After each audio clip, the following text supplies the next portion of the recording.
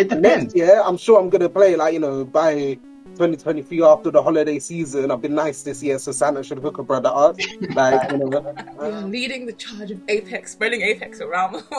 Good work. What what do they pay you? Like, Hello, have you heard about the song of Apex? Never forget, I was playing a zombie game, and then someone came in and touched me on the shoulder. Oh yeah, that was me. Then he goes down playing tricks.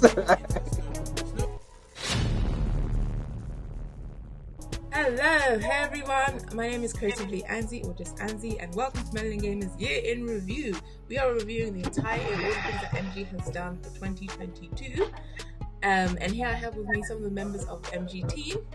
Dark Knight, we'll start with you. What's going on, people? My name is Alan, or Dark Knight, or Obsidian Fury, or Devil's Advocate. I've done multiple identity frauds in the past, so I just can't stick with one.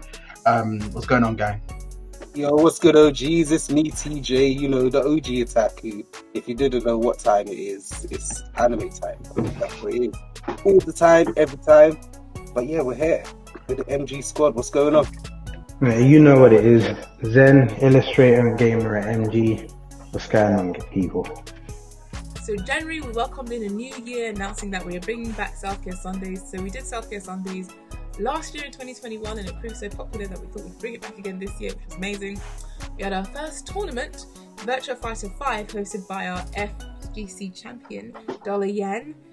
We also did a shake-up of the stream team, so we had Agent, myself, Aaliyah R, Danny and Honey, Squibkin Thriller, and OG Otaku. OG Otaku, how did you like joining the stream team? Yeah, it's been great being part of the Melanin Gamers stream team, putting on some streams for the Melanin Gamers audience and, connecting with everyone. And then, of course, moving on to February, some great games came out in February. Dying Light 2, Total Warhammer 3, I'm sure. Dark Knight will tell you all about that. Horizon Forbidden West, Saints Row, and the game of the year, which you just found out, was Elden Ring. That came out in February as well. Did I not say it? Dark Knight did call it. Dark Knight, did I not call it? Speak about reviewing Elden Ring and how you found that. And that game didn't win Game of the Year. Bruh.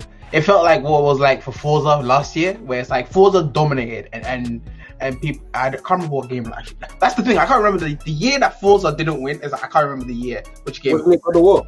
But yeah, Dying Light 2, that's a lit game. I'm surprised that didn't get as much traction as I thought it would. Total Warhammer 3. If you're not in the know, you don't know. It's that simple. Horizon Forbidden West, I really enjoyed it. I really enjoyed Horizon Forbidden. But I'm disappointed it didn't get any other accolades. But obviously, the year went to Elden Ring or God of War. So. We also had an Animal Crossing tour, because we love Animal Crossing, different tour of the island, hosted by our Cookie Monster, Tori. That was so much fun. We had some IRL events as well. Dark Knight and I visited a primary school to impact some very useful knowledge. It was Black History Month. It was Black History Month in the US, so we had a roundtable with some phenomenal content creators talking about their experiences as Black content creators. We had our first self-care session of the year, which was music. Who doesn't love music? Music is definitely a form of self-care, I think, personally.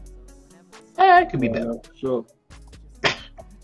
What? Music is definitely self-care. What are you guys talking about? I'm not saying it's like self-care. It's not self-care for me. Like No. I would say it's definitely self-care. Chilling, listening to some jams that you like and vibe into it. And then we go on to March. We went into March with a bang, celebrating Ghana Independence Day with an Apex. Yes, sir. Sponsored by EA. That was so much fun. Gran Turismo 7 came out. Like, if you know me, I'm a huge Gran Turismo fan. PlayStation 1 days. That's how far back we're talking about with Gran Turismo. And I thought that they really brought it back home with like old stuff that we like, but like amazing improved graphics, of course. So I really like the new Gran Turismo that came out. The Batman came out as well in March, and Warner Brothers were kind enough to allow us a screening, and we also got to see like the outfits that the characters wore in the film as well, and the Batman. Cool. We had another Virtual Fighter tournament hosted by Dolly Yen. It was International Women's Day, so we obviously did another round. We do love a good round table, don't we? Just talking about what it means to be a woman in gaming. We had a Smash Bros tournament hosted by Gospel. Self-care session. This time it was fitness. Can we all agree that fitness is self-care? Yes. Yes. We can all agree. Yes. We had an all-women's Apex tournament sponsored by EA again. Shout out to EA for sponsoring the tournament. Yes, sir. So we did a game review of a VR game, which was Unplugged, and after the fall, it went to a really cool VR venue in London. And I know that. Did I have a good time there? Yes, I did. Apart from like the bow and actually, I grew like my biceps got a workout from the bow and arrow. Like that was intense. So it was actually good. More steps. Sing style with more steps. Never forget, I was playing a zombie game, and then someone came in and touched me on the shoulder. Oh yeah, that was me.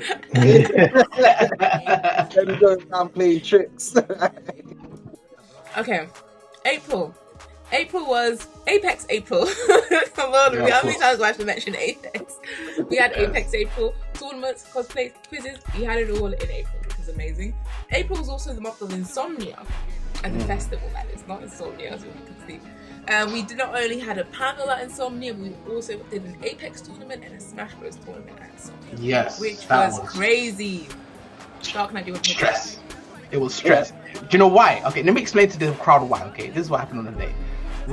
And I blame the crowd as well. I blame you, man, as well. Like, how there was like 5 people that signed up to the Smash tournament. We were like, okay, bet. So it's going to be a quiet affair. No one's going to show up. But then we were like, you know what? Let's open it up on the day.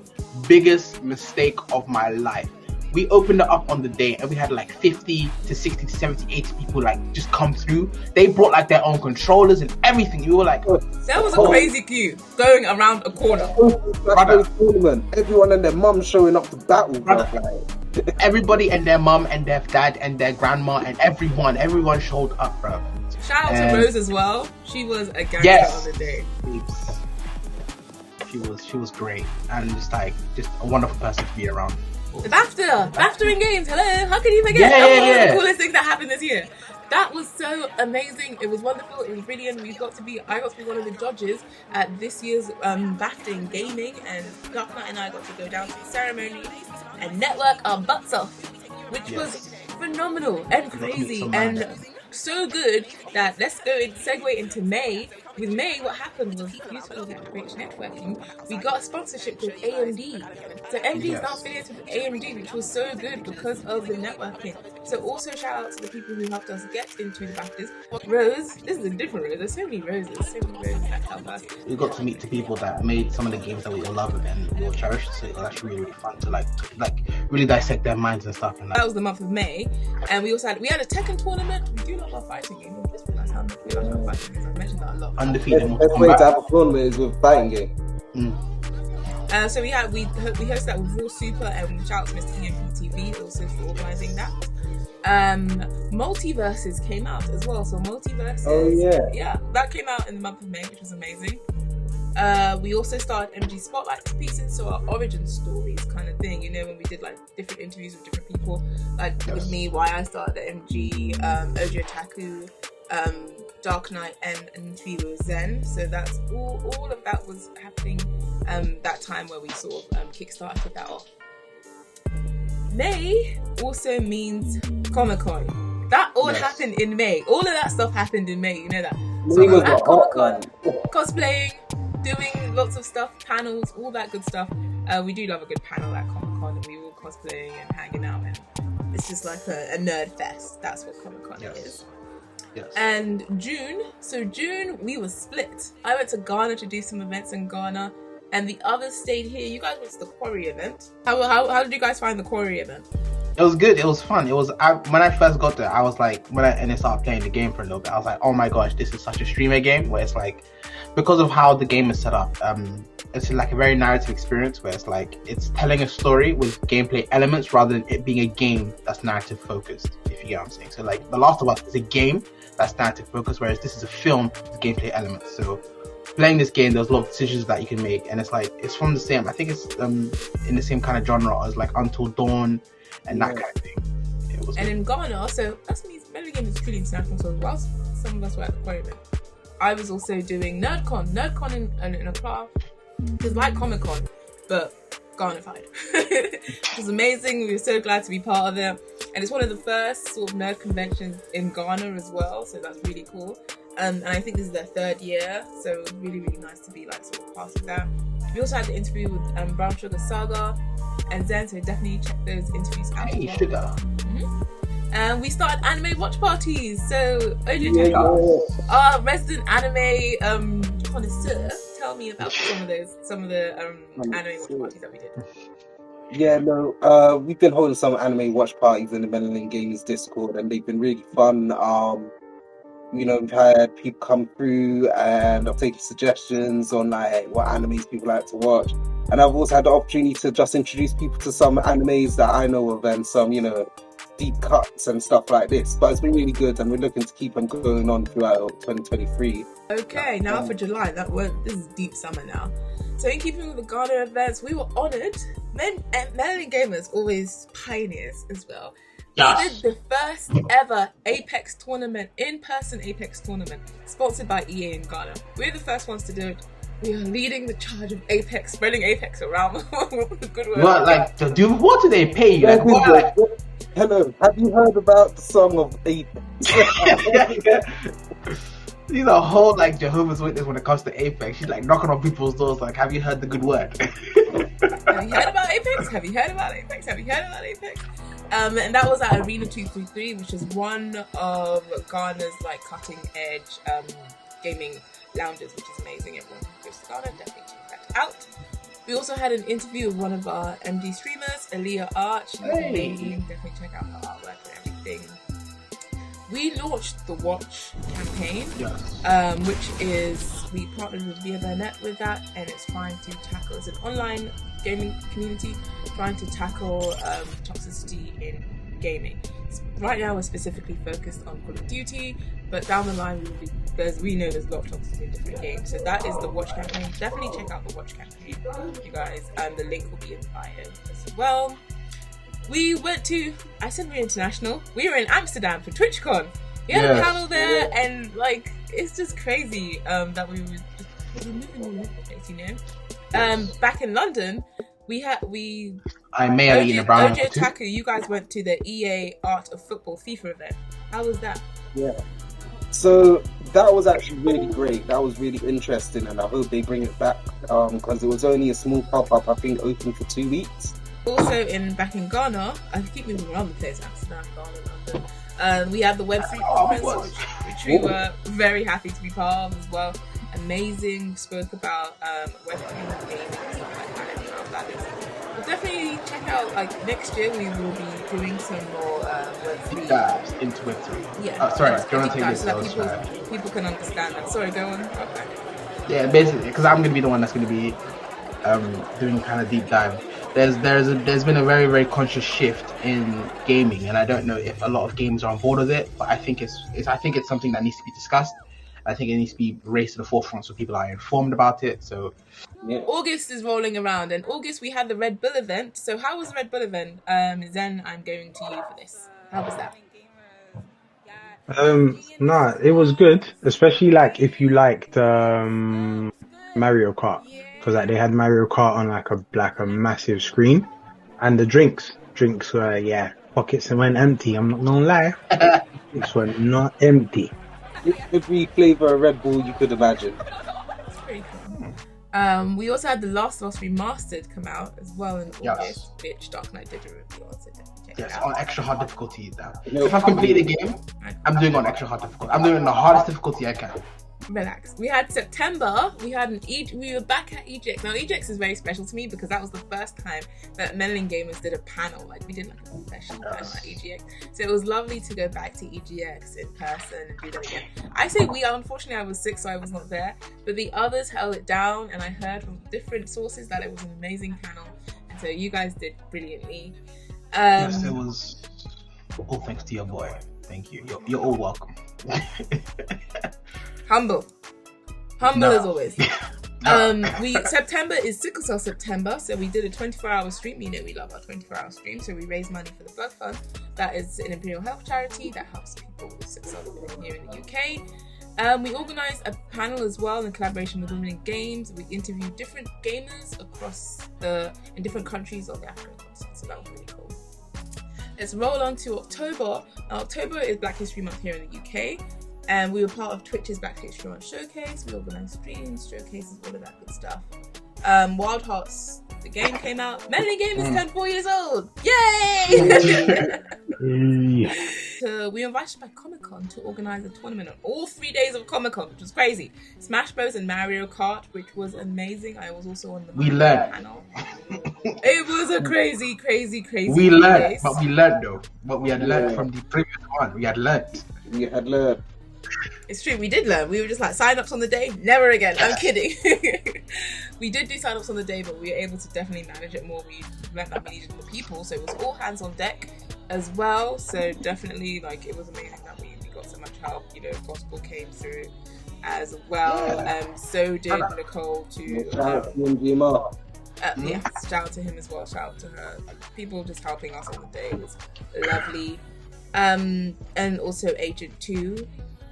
We also did the after party. So we partnered with We Outside London to organise a Comic-Con / Halloween after party, which was also amazing. No sleep was ever had that whole 3 days. My sleep was gone after that. Oh yeah, for you it was a madness. I remember now. Also, October Gotham Knights was released, and Warner Brothers invited us to a night quarter of hours to celebrate, which was insane and so much fun. And you know, I'm a huge DC fan as well. So that was just a really lovely time. And then November, God of War Ragnarok was released. Yes. I can't believe God of War Ragnarok was leaving in November, but still did so well at the Game of the Year awards. That's because God of War the first there should be a nominate. gap What? When a game is released versus when it can be nominated for stuff, or no? What do you mean? Like, should a game be out for a few months before it can even be nominated for some things like Game of the Year? Like, the game came out in November, but it's still of the Game Awards, it was a strong contender, and I heard that. But my argument for Elden Ring winning was like, there's no way. I know God of War's going to be good. I know it's going to be a 10 out of 10. But there's no way God of War can slide in now and get Game of the Year when Elden Ring's been holding us down pretty much all year. It's an interesting, because what Anzy's saying is, should a game be able to like slide in at the last minute and like get all the flashy pizzazz and then come in and say, oh, we actually deserve it? And it's like the because for me, with a game, when you first get it, you're kind of blinded. It's like I don't want to sound mean, but beer goggles. It's like that, where it's like, oh, you got all the flash, and it's like you don't see it properly. It's like you need to sober up, play the game, and then like digest it, and then like, okay. Because when I played Elden Ring for I put it down for like a month and a half when I was in Ghana.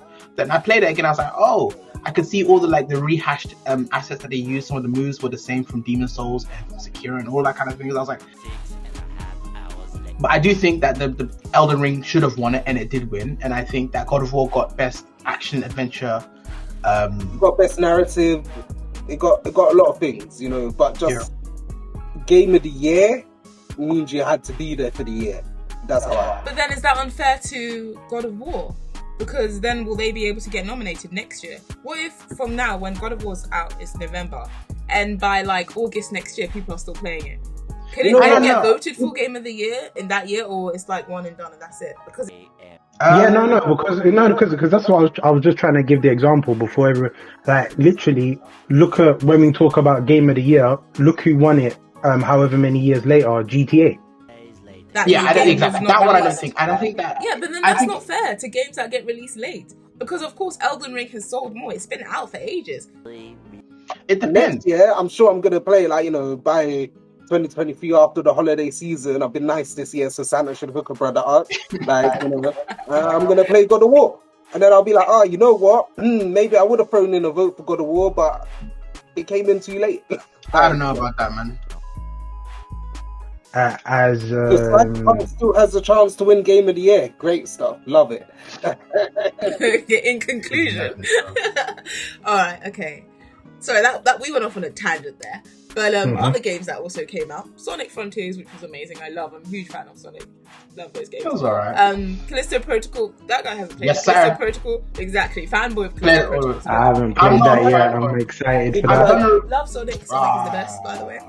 You guys gonna try and make me lose pop a blood vessel. Listen, Callisto Protocol was. Speed hello, can I just run through these games? A lot of games came out in November. God of War Ragnarok, Sonic Frontiers, Callisto Protocol, Need for Speed also came out in November. I was lucky enough to be invited to the Black Girls Tech Summit, which was amazing. It's so wonderful. Definitely check them out. And also, MG announced that we're part of the Ubisoft Creators Network, which is huge news, especially for me, who I absolutely love the Assassin's Creed series, especially Ezio's trilogy. Die Hard. Wonderful. I'm a Die Hard fan. AC all day long. Yes. And now for December, Scars Above came out, so did Midnight Suns, both really great No, Scars Above was coming out 2023. We got Scars Above demo then came out, so in December. Okay, so MG, we're press release. We outside London again, but we're outside Accra this time. So we're doing gaming and cocktails event, which I think seems people online have been saying, why don't you do this in London? So we'll be doing a gaming and cocktails event in London next year. Of course. For December, we'll be doing that in Ghana, in Accra. So that's actually next week. It's on the 28th. It's crazy how soon that is. But yeah, that is the whole year in review. What do you, if I can have some quick hot takes, guys, about what 2020 has meant in terms of gaming for you guys. Zen, we'll start with you since you've been the quietest. Well, start with me. To be honest, I feel like this year has shown, especially like with the VR stuff, like where gaming is gonna go in terms of like the level of immersive elements that we're gonna get. So like I feel like that's what I'm most excited for. Hot takes. I think it's just the social aspect of gaming. You know, it's just become a way more commercialized and larger community of gamers, and everyone just connecting through it. Like, you know, I disagree. Okay. I think there's a reason why. What you call it? It Takes Two won Game of the Year. I think last year. I think it's last year. But you don't need to be next to each other to play It Takes Two. I played I played It Takes Two, completed it with someone who's not even in my house. Okay, so my point was that I think that there is definitely a space for kind of couch playing co-op games where it's like, I think that might be, I don't know, it might be go full circle where it's like before you used to play your Mario Karts in like one room on a Nintendo, or like on a 64, and then now we're slowly going back to that time. It's, even though we have online, we also want to be able to play like in a room with each other. I think that Nintendo might corner the market. As for my hot takes, I think that next year is going to be, there are a couple of fire games. As your resident genius game person for Melanin Gamers, I think there's going to be some fire games next year. Okay, so let's wrap this up. I'm just saying. In terms of gaming, yeah, I do agree with you guys. Community aspect, definitely. I love to game. I can't wait. There's so many new games coming out. But also, I'm revisiting like old games as well. I do like a nice little cozy indie game too, and I like that because I said there's more eyes on gaming. People who maybe weren't able to get funding in the past can get funding to get their game created and stuff like that, because we have social media now. We can have access to these games. We have eyes on these games. Oh, let's support this person who's creating this game about this and that. So that's what I also like. I feel like that's also the future of gaming, you know. More money, more problems. Yeah, that diversifying gaming as well. I can't wait. But yes, that has been our 2022 roundup. Thank you guys. It's been amazing. Let's move on to 2023 and all the events that we cannot wait to share with you guys. Until then, bye everyone. Peace out, MG Squad. Bye.